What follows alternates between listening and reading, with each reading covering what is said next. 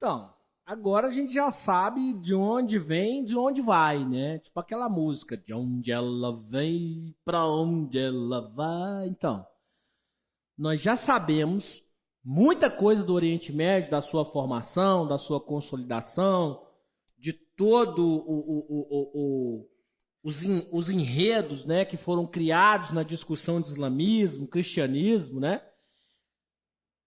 De frente disso, fica mais fácil a gente tratar algumas condicionantes aqui que eu acho que são algumas variáveis que valem a pena a gente reforçar, tá?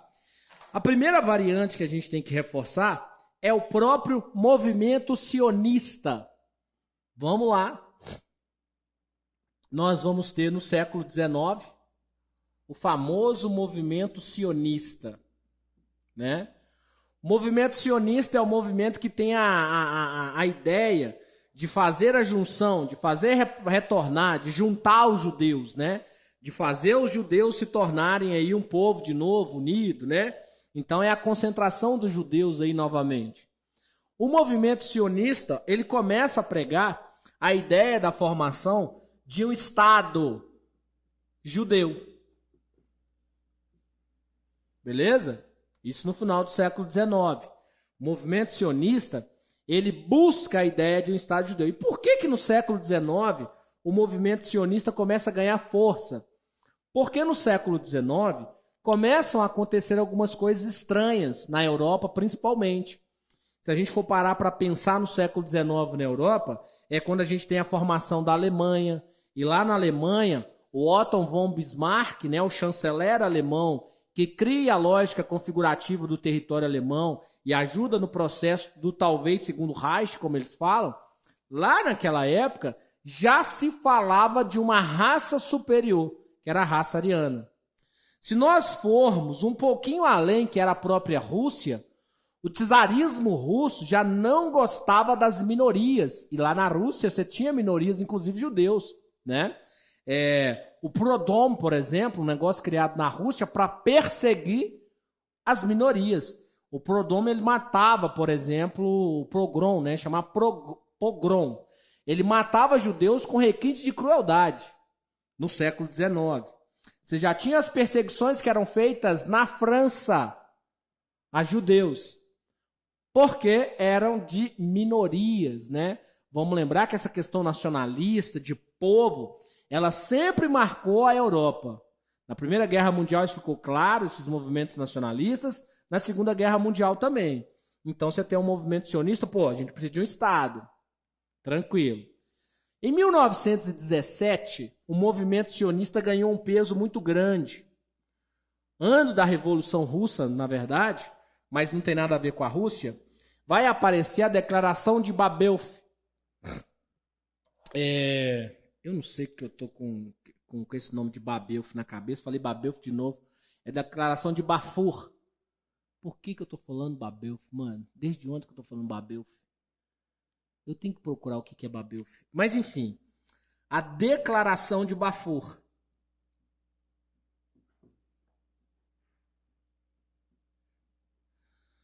Arthur Balfour. Quem que era Arthur Balfour, Anderson? Balfour era o ministro inglês das relações internacionais. Quando essa declaração acontece, é como se a Inglaterra estivesse apoiando a criação do Estado de Israel. É como se a Inglaterra estivesse apoiando o movimento sionista. O movimento sionista, no ano de 1911, se não falha a minha memória aqui, fez uma conferência sionista. Nós tivemos uma conferência onde ficou decidido que os judeus precisavam de um Estado e que, de preferência, esse Estado fosse aonde era a sua terra antiga, na atual Palestina. Tranquilo? A Palestina que, nesse momento, 1917, era povoada pelo Império Otomano. E, em 1917, a Inglaterra declara apoio ao movimento sionista e, inclusive, quando ela declara apoio ao movimento sionista, é como se a Inglaterra estivesse falando que o Estado judeu tivesse que ser aonde? Na Palestina. A Inglaterra vai declarar isso. É como se a Inglaterra estivesse apoiando a criação do Estado judeu. E aí você, enquanto aluno, né, você enquanto uma pessoa inteligente que você tem que fazer o raciocínio histórico da coisa. A Inglaterra está no bloco capitalista. A Inglaterra é aquela que dominava o mundo economicamente até 1917, 18. Ela vai perder por causa da Primeira Guerra Mundial. A Inglaterra vai ter um apoiador, que é os Estados Unidos, logo em seguida. A Inglaterra vai andar com os Estados Unidos durante todo o século XX. E até hoje. A Inglaterra vai entrar nesse conflito direto, porque ela representa um lado na guerra. E a gente sabe que existem as alianças e os americanos estão aí nas alianças. E por que você está falando isso, pessoal? Porque nós vamos ter a Guerra Fria lá na frente. Então a Inglaterra declara que a Palestina deve ser o lugar onde tem um Estado judeu. E esse movimento sionista começa a acontecer para a região da Palestina, tá? Então você vai ter um grande movimento de judeus indo para a Palestina. Até aí, gente, tudo sussa. Não existia deformação nem deflagração de fronteira na Palestina para o Estado judeu. E isso vai ficar mais facilitado. Por quê? No pós-guerra, né? No pós-Primeira Guerra Mundial, nós vamos ter a Conferência de Saint-Germain, né? E nessa Conferência de Saint-Germain, nós vamos criar, ou nós vamos colocar nas mãos, eu não sei se é de Saint-Germain ou de Sèvres, mas enfim, embora eu falo com vocês daqui a pouco. Na conferência lá da Segunda Guerra, num dos tratados, a região do Império Otomano será esfacelada. Uma parte do Império Otomano, a Palestina, vai ser colocada nas mãos de quem? Dos ingleses, né? Então vamos colocar essa informação aqui que ela é importante. Pós-primeira GM, que é a Primeira Guerra Mundial, a Palestina passa a ser administrada pela Alemanha, pela Inglaterra.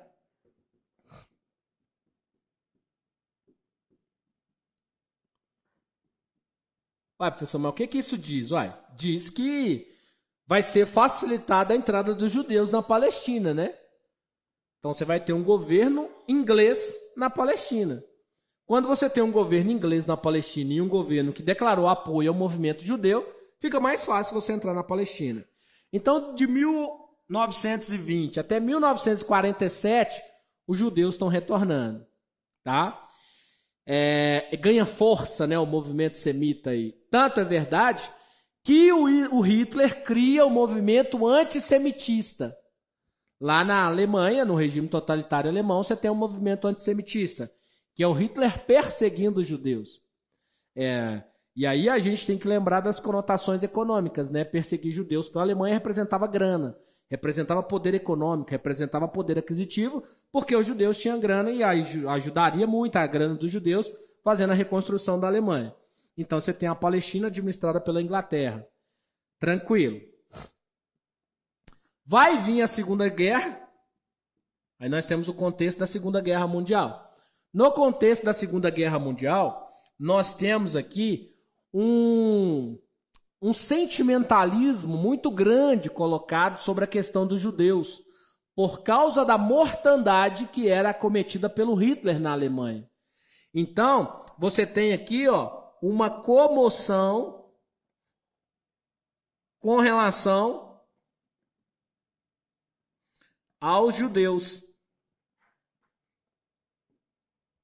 Gente, pelo amor de Deus, eu não estou falando que não deveria ter o Estado dos judeus, tá? Eu só quero que vocês entendam a sequência dos fatos. Essa comoção se dá por quê? Pela quantidade de judeus que Hitler está assassinando. Então a comunidade internacional ela vai achar mais que justo no julgamento dela que os judeus tenham um Estado. Por toda a mortandade que foi cometida durante a Segunda Guerra Mundial. Inclusive, russos, né? E aí a União Soviética e o bloco capitalista vão concordar que os judeus precisavam de um Estado mesmo. E aí vai ficar deformado, ou vai ficar demarcado, que a ONU levaria à condição do Estado de Israel, da criação do Estado de Israel. Então, até agora, não existe Estado de Israel. O Estado de Israel surge em 1948. Então, vamos lá.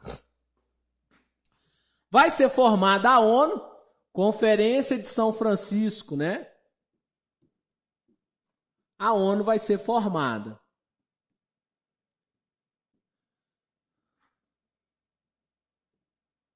E a partir daí, a ONU é quem vai cuidar da questão palestina. a questão palestina envolvia a criação de um Estado judeu. Na questão palestina, nós vamos ter inclusive um brasileiro, né, que vai presidir, né, Oswaldo Aranha. Ele que vai presidir a votação da criação ou não do Estado de Israel. Inclusive, Oswaldo Aranha foi lembrado pelo presidente Jair Bolsonaro em pouco tempo aí, né? Quando ele visitou muito o Estado de Israel aí, enfim. Então você tem a questão palestina. Na lógica da presidência da ONU, naquele período, quando foi votada a criação ou não do Estado da Palestina, a votação ficou estranha, mas mesmo estranha, eles aprovaram a criação do Estado de Israel, né? Quando aprovam a criação do Estado de Israel, automaticamente eles desagradam a comunidade árabe, porque a comunidade árabe não quis a criação do Estado de Israel. Aprovação da criação do Estado de Israel. Então vai ter o Estado de Israel, beleza? Querendo eles ou não querendo. A região da Palestina, então, vai ser dividida, né? Um pedaço vai ser Palestina, outro pedaço vai ser Israel. Qual que é o grande problema? O Estado de Israel surge ou se torna totalmente independente, né? Ben-Gurion, depois vocês pesquisem esse nome aí, que é o cara que vai buscar muito essa ideia da independência do Estado de Israel. O Estado de Israel se torna independente no ano de 1948, ou seja, criação do Estado de Israel. Antes do Estado de Israel ser criado, existia na Palestina grupos de judeus, a gente chama de grupo paramilitares, né, que já brigavam pela região. O Ben-Gurion, por exemplo, é um desses camaradas. Eles já lutavam pelo poder do acesso, pelo poder de manter a região sobre o seu poder. E aí você forma o Estado de Israel. Porém, você não forma o Estado da Palestina. Só forma-se o Estado de Israel. O Estado de Israel, então, foi formado sobre a tutela dos capitalistas.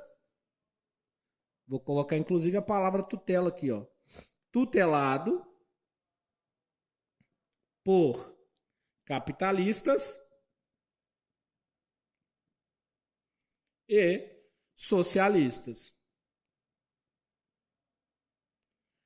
Então, o Estado de Israel foi criado. Depois que o Estado de Israel foi criado, é como se você tivesse colocado um intruso na Palestina. Imaginem vocês.